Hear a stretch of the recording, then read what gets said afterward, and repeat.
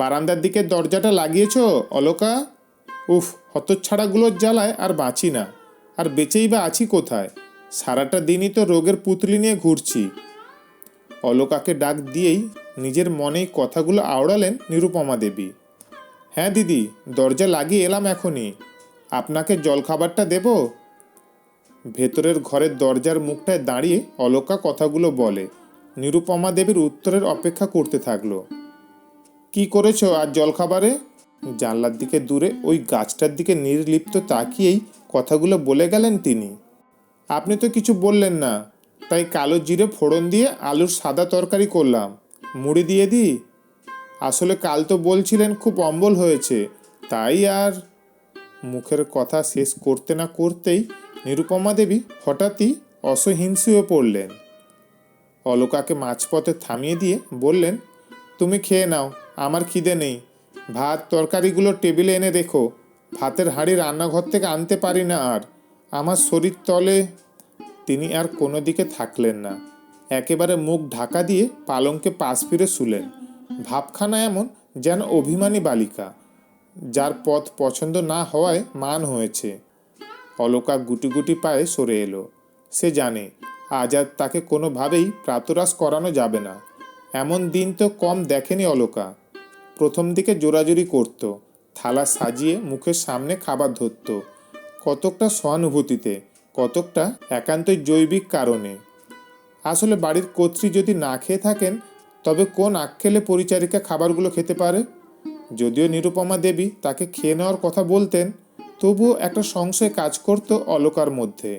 প্রথম দিকে তাই বেশিরভাগ দিনই স্বেচ্ছা উপবাসে কষ্ট পেয়েছে সে। খাটুনির শরীর, পেটে না দিলে চলবে কিভাবে?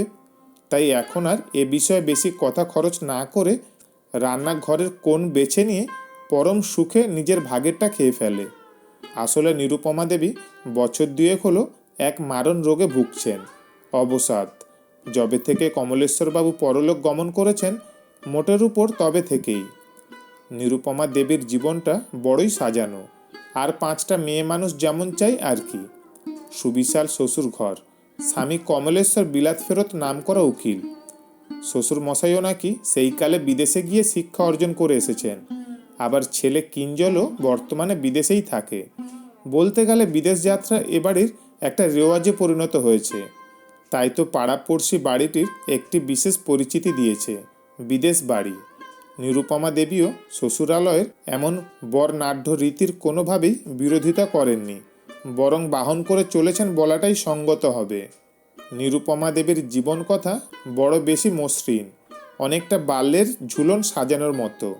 সুন্দর ঘরবাড়ি, পুতুল, অনেক যানবাহন, আর সকলের আগে স্বাচ্ছন্দ্য রাস্তা, যাতে না আছে কোনো খানাখন্দ, না আছে অযথা গতিরোধক বাম্পার। বড় সরল পথে চলেছে জীবনের গাড়ি। আসলে পথের চড়াই উতরাই যেমন যাত্রাপথের ক্লান্তিকে খানিক বৃদ্ধি করে, তেমনি গন্তব্যস্থলে পৌঁছানোর আরামবোধকেও কিছু বেশি মহত্ব দেয়। জীবন পথেও এই ধারা অব্যাহত। অতীতে না পাওয়ার অভিজ্ঞতাগুলো বর্তমানের লব্ধতাকে মহিমান্বিত করে। ক্ষুদ্র ক্ষুদ্র বিজয়গাথা স্মৃতিচারণে একঘেয়ে জীবন পুনরুজ্জীবিত হয়। নিরুপমা দেবীর সমতল জীবন পথে এমন আকস্মিক স্বাদের উপায় ছিল না। নামী ব্যারিস্টার কমলেশ্বরবাবু সামান্যতম বৈভব্যে ত্রুটি করেননি। নিরুপমা দেবী প্রথম থেকেই চেয়েছেন গরবিনী মা হতে। সেই লক্ষ্য নিয়েই ছেলের প্রতি ছিলেন অতি মাত্রায় যত্নশীল। কিঞ্জল এখন নামী কোম্পানির মাইক্রোসফট ইঞ্জিনিয়ার। ক্যাম্প পাসিংয়ের পর প্রথম 2 বছর হায়দ্রাবাদে থাকলেও গত 4 বছর থেকে স্টেটসে আছে। কাছের আত্মীয় স্বজন, পাড়া প্রতিবেশী সকলকে এক প্রকার ডেকেই জানিয়েছিলেন ছেলের বিদেশ যাত্রার কথা। এরপর রিটায়ার্ড ব্যারিস্টার কমলেশ্বরবাবু আর নিরুপমা দেবীর দিন কাটছিল মোটের উপর। গত 2 বছর আগে এক মাঘের শীত রাতে নিরুপমাকে একা করে অজানার দেশে পাড়ি দেন কমলেশ্বরবাবু। আর সেই থেকেই শুরু নিরুপমা দেবীর ডিপ্রেশন। এই রোগটা যে কতটা দুর্দশাপূর্ণ তা হাড়ে হাড়ে টের পেয়েছেন তিনি। তার প্রাত্যহিক জীবনযাত্রার বর্ণনায় সকাল সকাল ওঠেন যদি বলা হয়, তবে মস্ত ভুল হবে। আস্ত রাতগুলো অপেক্ষা করে থাকে এক ফোঁটা ঘুমের জন্য। তার 2 চোখের পাতায় কিছুতেই ধরা দেয় না চঞ্চলা নিদ্রা দেবী। সকালে বিছানা ছেড়ে ভাবেন কী বা হবে উঠে ব্রাশ করে নে পুজো দিয়ে। গত 1 বছর হলো তিনি তার একান্ত শখের গোপাল সাজানো ছেড়েছেন। আগে 3 বেলা ভোগ দিতেন, এমনকি ছানা, কাজু, কিশমিশ, আইসক্রিমও গোপালকে নিবেদন করতেন। এখন সেদিকে ঘুরেও তাকান না। সব করে অলকা। নিরুপমা দেবীর শরীরে নাকি বিন্দুমাত্র শক্তি নেই। কোনো রকমে কাক স্নান সেরেই বিছানা নেন, বাসি কাপড়টুকু নিংড়াতে পারেন না। বহু বহু ডাক্তার দেখানো হয়েছে, বিদেশ থেকে কিঞ্জল ফোনে ফোনে ব্যবস্থা করে দিয়েছে। অলকা সাথে নিয়ে গেছে চেম্বারে, কোনো ডাক্তারই তার শারীরিক ব্যাধি খুঁজে পাননি। অথচ গ্যাস অম্বলের তাড়নায় মাসের মধ্যে এক পক্ষকাল তার অনাহারে কাটে। তারপর মনোরোগ বিশেষজ্ঞর এর কাছে যাওয়া, তিনিও 4টে সিটিং করে তাকে সেই গহর থেকে বের করে আনতে পারেনি। তাই তিনি যেন সব আশা ছেড়ে দিয়েছেন। অথচ এত বড় বাড়ি, উঠোন, দালান, বারান্দা সবই তার পদস্পর্শের অপেক্ষায় রয়েছে, কিন্তু কোথায় কি? তিনি তো জানেন এ জীবনে তার বেঁচে থাকার অধ্যায়টুকু সমাপ্ত হয়েছে। জীবদ্দশায় মৃত্যু যন্ত্রণা আস্বাদন করছেন অসহায়ভাবে। শুয়ে থাকতে থাকতে বিরক্ত হয়ে উঠে গেলেন রান্নাঘরে। দেখলেন অলকা সব থেকে বড় গামলাটায় বেশ করে আলুর তরকারি দিয়ে মুড়ি মাখছে।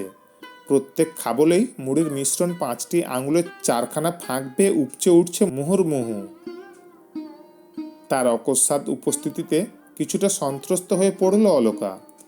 মুড়ির বাটিটা হাতে নিয়ে ইতস্তত করে জিজ্ঞাসা করল, কিছু লাগবে দিদি? একটু মুড়ি দিতে হবে। না, আমার পেটে এত খাবার সয় না গো, বলেই তিনি রান্নাঘর থেকে বেরিয়ে গেলেন। সাথে দিয়ে গেলেন বিশ্রী দুর্গন্ধ। অলকার এই গন্ধে গা গুলিয়ে ওঠে, মুখ চেপে সব সহ্য করে। মনিব বলে কথা, গ্যাস অম্বলের জন্য কী সব আয়ুর্বেদিক ওষুধ খান, আর দুর্গন্ধময় বাতকর্ম সারেন যখন তখন। কমলেশ্বরবাবু অবসর যাপনে হোমিওপ্যাথি চর্চা করতেন, আর তাতেই উৎসাহিত হয়ে নিরুপমা দেবীও এ বিষয়ে ভালোই হাত পাকিয়েছিলেন। এমনকি নিজেই নিজের চিকিৎসা করে ওষুধ খেতেন। কিন্তু গত 1 বছর থেকে সে কাঠের বাক্স, কাঁচের দেওয়াল, আলমারিতে বন্দি। নিজের ঘরে গিয়ে মনে মনে ভাবলেন, আচ্ছা, অলকা এমন মনের অবস্থায় কিভাবে মাথায় কলপ করলো? কিভাবে অত পরিমাণ ভাত মুড়ি খায়? অলকার খাওয়া দেখে বরাবরই নিরুপমা দেবীর আশ্চর্য লাগে। আসলে অলকা আর নিরুপমা দেবী প্রায় সমবয়সী বললেই চলে। নিরুপমা দেবীর এখন 60, অলকা হয়তো 50-এর ঘরের শেষ নম্বরটি ধরে রয়েছে। প্রায় মাস 6 হলো অলকার জীবনে একটা মর্মান্তিক ঘটনা ঘটে গেছে। পলাতক স্বামী স্ত্রী অলকার একমাত্র সম্বল ছিল মেয়েটি। মা মেয়ে সংসার চলে যাচ্ছিল ভালোই, কিন্তু হঠাৎই একদিন প্রতারক প্রেমিকের প্রত্যাখ্যানে 3 মাসের অন্তঃসত্ত্বা মেয়েটি জীবনে ইতি টানে। অলকার ঘটনার আকস্মিকতায় মুহুর্মুহু মূর্ছা গেছিল। টানা 4টে দিন মুখে জল পর্যন্ত দেয়নি। নিরুপমা দেবী অনভিপ্রেত ঘটনা আর অলকার শারীরিক ও মানসিক অবস্থার নিরিখে ধরেই নিয়েছিলেন অলকা আর ইহজীবনে স্বাভাবিক ছন্দে ফিরবে না। কিন্তু মাসখানিকের মধ্যে অলকা তার সব রকমের পূর্বানুমান মিথ্যে করে স্বাভাবিক জীবনে ফিরে এলো। তাই আজ তার মাথায় কলপ দেখে ভাবলেন, মানুষ কিভাবে স্রোতে ফিরতে পারে? আসলে জীবন নির্বাহের দায় যার আছে, তার যে দুঃখ বিলাসী হলে চলে না। বিষাদকে কোলবালিশ না করে জীর্ণ রশিদের মতো তোষকের তলায় লুকিয়ে রাখে। সেই থেকেই রাতে অলকা নিরুপমা দেবীর পাশের ঘরটিতে থাকেন। একে এত বড় বাড়ি, দ্বিতীয়ত বয়স্কা মানুষ, রাতে একা থাকা কোনোভাবেই ঠিক নয়। এর আগে সিকিউরিটি গার্ড রাতে বাড়ি পাহারা দিত। নিরুপমা দেবী দেখেন অলকা রাতে থালা চুর করে ভাত খায়। সেখানে হয়তো তিনি বেশিরভাগ দিনই খানই না। তিনি লক্ষ্য করেছেন তার প্রতিদিনের চাল বরাদ্দের পরেও বাড়তি চাল কিছুটা ধরে নেয় অলকা। প্রায় প্রতিদিনই বলে, বেশি হয়ে গেল, কি করব দিদি, খেয়েই ফেলি। মা লক্ষ্মীকে কি ফেলতে আছে? অলকা হাপুস হুপুস করে খেতে থাকে। নিরুপমা দেবীর বিরক্ত লাগে, মনে মনে রাক্ষসী কোথাকার বলে সেখান থেকে সরে পড়েন। ঘরে এসে ভাবেন, আচ্ছা, অলকার কি মন নেই, না মন খারাপ নেই?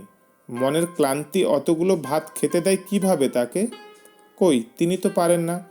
কোনো এক জায়গা থেকে নিরুপমা দেবী অলকাকে এক প্রকার ঈর্ষাই করেন। আর করবেন নাই বা কেন? যখন পালঙ্কে তার নিদ্রাহীন ডাগর ঘোলাটে চোখ জোড়া এপাশ ওপাশ করছে, তখন মেঝে পাতা বিছানায় অলকা ঘুম সমুদ্রের তলদেশে পাড়ি দিয়েছে। বুঝি ডাকাত মাথায় বন্দুক ঠেকালেও তার ঘুম ভাঙবে না। কি অদ্ভুত ব্যাপার! যে বিষয় এককালে তার বুক ভরা গর্ব ছিল, পারিবারিক ঐতিহ্য ছিল, পরোক্ষ সেগুলোই একাকিত্ব দিয়ে তার জীবনের সকল রূপ রস স্বাদ কেড়ে নিতে পারে, তা তিনি স্বপ্নেও কল্পনা করতে পারেননি। মনের ভাবনায় কখন যে এতটা বেলা গড়িয়ে গেছে তিনি বুঝতেই পারেননি। বৈঠকখানার ঘণ্টা দেওয়া ঘড়িতে 3বার বাজল। 3টে বেজে গেল, তবু খিদে নেই একটুও। বিছানা ছেড়ে উঠে বসতেই বুঝলেন বৃষ্টি শুরু হয়েছে। এবার সারা ভাদ্র জুড়েই বৃষ্টি হয়েছে, তাই ইট পাথরের বাড়িগুলোকেও বড় মোলায়েম দেখাচ্ছে। হঠাৎই তার খেয়াল হলো অলকা যাবার সময় তাকে দরজা বন্ধ করে যেতে বলেছিল। তিনি কি বন্ধ করেছেন? ইস, এবার স্মরণশক্তিরাও প্রতারণা শুরু করলো তার সাথে। তারই বা দোষ কি? অঙ্গ প্রত্যঙ্গগুলো তো অনেক আগেই। বিছানা ছেড়ে বড় কষ্টে নামলেন নিরুপমা দেবী। পা দুটো যেন তার টলতে থাকলো। কেমন অবশ লাগছে সারা শরীর। খুব ভালো বুঝছেন সেদিন আর খুব দূর নয়। বৈঠকখানা পেরোতেই বুঝতে পারলেন সদর দরজা খোলা। বৃষ্টি দক্ষিণমুখী, তাই ঘরেও জল ঢুকেছে। সে সময় ছেলে মেয়েগুলোর শব্দ পেলেন। মনে মনে ভাবলেন, হতচ্ছাড়াগুলো এই বৃষ্টিতেও তার বাড়ি কামড়ে পড়ে রয়েছে। পাশেই একটা বস্তি গড়ে উঠেছে, বয়সে বেশ নবীন। সেখানকার অধিকাংশ মানুষই খেটে খাওয়া। পুরুষেরা রিক্সা ভ্যান চালায় বা বাড়ির তৈরির যোগদানের কাজ করে, আর মেয়েরা বাড়ি বাড়ি বাসন মাজা কিংবা রান্নার কাজ করে। সেই বস্তির কচিকাচারা নিরুপমা দেবীর প্রশস্ত বারান্দাকেই তাদের আখড়া বানিয়েছে। চলে পুতুল খেলা, কিতকিত, কুমিরডাঙ্গা, আরও কত কি। তারা খুব সন্তর্পণে খেলে, চেষ্টা করে কিছুমাত্র হল্লা না করার। কিন্তু সংগঠনের সদস্যদের বয়স নিতান্তই কম, 5, 7, 8।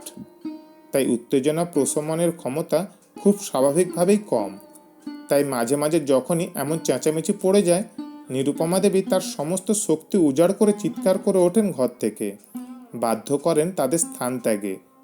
তার যে এত শব্দ সয় না। কিন্তু আজ এই বৃষ্টির মধ্যে এরা কি করছে?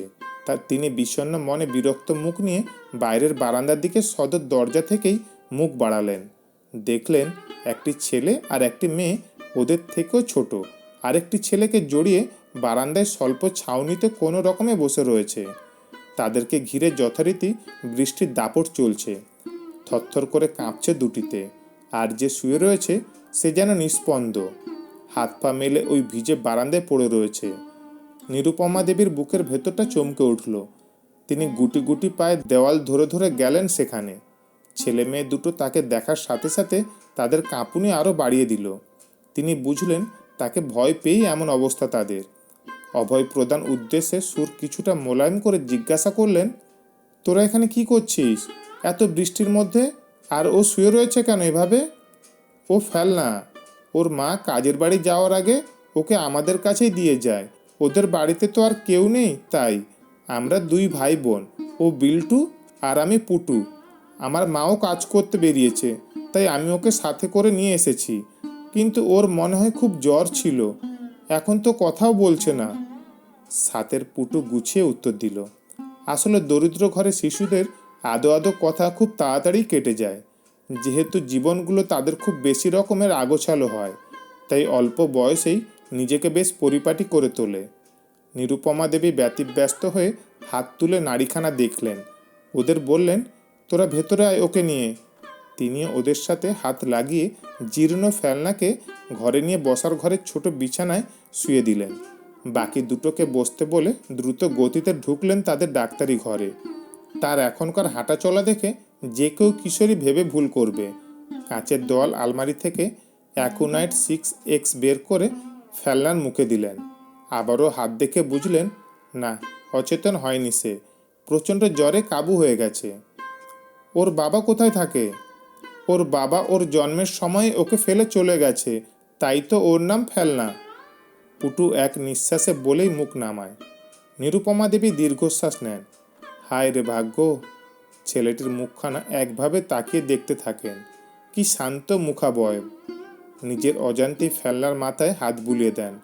তাকে দেখে যেন তার গোপালের কথা খুব মনে পড়ছে। ছেলেকে তিনি ওই নামেই ডাকেন। তার খুব মনে আছে যেবার কমলেশ্বরবাবু আলিপুরদুয়ারে গিয়েছিলেন কাজে, হঠাৎই গোপালের কি জ্বর। সারাটা রাত সেবা শুশ্রূষা আর নিজেই চিকিৎসা করে সকালের মধ্যে সম্পূর্ণ সুস্থ করে তোলেন। নিরুপমা দেবী ফেলনার মাথা ধুয়ে দিলেন, আরও 1 ডোজ ওষুধ দিলেন, সাথে দিলেন ফেরাম ফস। কিছুক্ষণের মধ্যেই তার চিকিৎসায় সাড়া দিয়ে ফেলনা চোখ তুলে তাকালো। নিরুপমা দেবী তার শরীরে থার্মোমিটার বসিয়ে ছুটে গেলেন রান্নাঘরে। জ্বর মেপে বললেন, না, বিপদ কেটেছে। উফ। এই বলে তিনি ঈশ্বরকে স্মরণ করে মাথায় জোর হস্ত ঠেকালেন। নে, গরম দুধটা খেয়ে নে তো দেখি। ফেলনা দুর্বল শরীর নিয়ে আলতো উঠে এক চুমুকে ইস্তুষ্ণ দুধটা খেয়ে ফেলল। সকাল থেকে কিছু খাসনি না? ফেলনা মাথা নিচু করল। নিরুপমা দেবী ঘড়িতে দেখলেন প্রায় 5:30 বেজে গেছে। যে মানুষটা প্রত্যেকটা সেকেন্ডের কাঁটাকে ঘুরতে দেখে নিজের চোখে, তার 2.5 ঘন্টা বেমালুম চুরি করে নিল এরা 3 জনে। তিনি রান্নাঘর থেকে 3টে বাটি মুড়ি আর থালা সাজিয়ে মিষ্টি খেতে দিলেন সকলকে। তৃপ্তির চোখে দেখলেন ওদের চেটেপুটে খাওয়াটা। এমন সময় ফেলনার মা ডাকতে এলো। ওদের এই আখড়ার কথা মোটামুটি সকলেই জানে। নিরুপমা দেবী তাকে ডেকে ফেলনার শারীরিক অবস্থা বর্ণনা দিয়ে কিছু ওষুধ সাথে দিয়ে দিলেন, বুঝিয়ে দিলেন কিভাবে খেতে হবে। ফেলনার মা সব শুনে হাউমাউ করে কেঁদে উঠে তার পা জড়িয়ে ধরতেই তিনি তাকে উঠিয়ে হাতে 500 টাকা হাতে গুজে দিয়ে বললেন, যাবার পথে ফল আর দুধ কিনে যেও, ওর খুব দরকার। ওরা চলে যেতেই নিরুপমা দেবী অনুভব করলেন তার বড় খিদে পেয়েছে। এমন স্বর্গীয় অনুভূতি প্রায় 2 বছর পর পেলেন। এই বড় গামলায় সকালের আলুর তরকারি দিয়ে বেশ করে মেখে খেতে খেতে নিজের মনেই হেসে ফেললেন। অলকার মুড়ি খাওয়ার চিত্রটা তিনি যে আবার দেখলেন নিজের মধ্যেই। পরের দিন ফেলনা সকালে ছুটে এসেছিল তার বাড়ি, হাতে একখানা স্থলপদ্ম। তাকে দিয়েই সে ছুটে পালাতে যাচ্ছিল। নিরুপমা দেবী চেপে ধরলেন তাকে, কপালে হাত স্পর্শ করে দেখলেন বিন্দুমাত্র জ্বর নেই। তুই আজই এত ঘোরাঘুরি করছিস কেন? কাল যে কত ভুগলি। আজ জন্মাষ্টমী, তালে বড়া করব, আসবি তোদের সকলকে একসাথে গুছিয়ে নিয়ে। যাই, আমি এক্ষুনি সবাইকে খবর দিই। কি মজা, কি মজা। ফেলনা হাততালি দিয়ে ছুটে গেল বস্তির দিকে। নিরুপমা দেবী স্নান সেরে পুজোয় বসলেন অনেক দিন বাদে। স্থলপদ্মটা ঈশ্বরকে নিবেদন করলেন। তার মনে পড়ল তিনি স্থলপদ্ম ভালোবাসতেন বলে তার বাবা প্রায়ই একটা করে এই ফুল এনে তার পড়ার টেবিলে গোপনে রেখে যেতেন। অলকা আসতেই তিনি বাজার থেকে তাল কিনে আনার কথা বললেন। সে তো তার জব।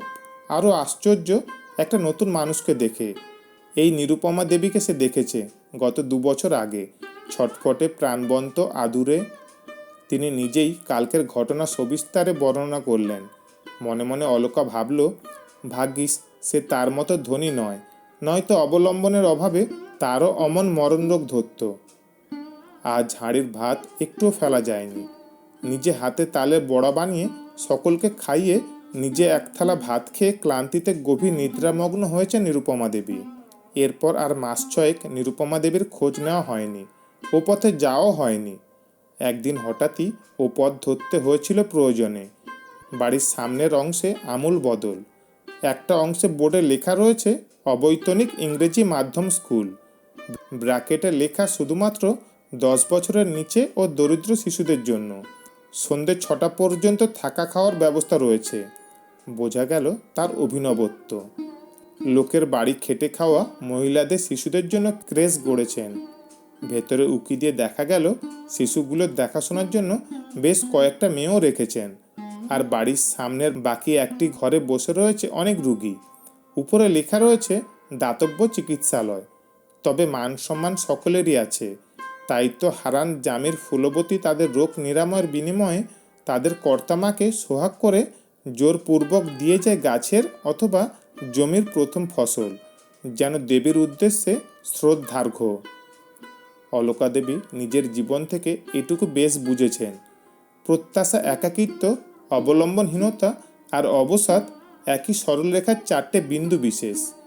চারপাশের অতি ক্ষুদ্র বিষয়বস্তু বা জীবনকে খানিক গুরুত্ব দিলে, তাকে জীবনযাপনের অংশীদার হলে একাকিত্ব কাটে।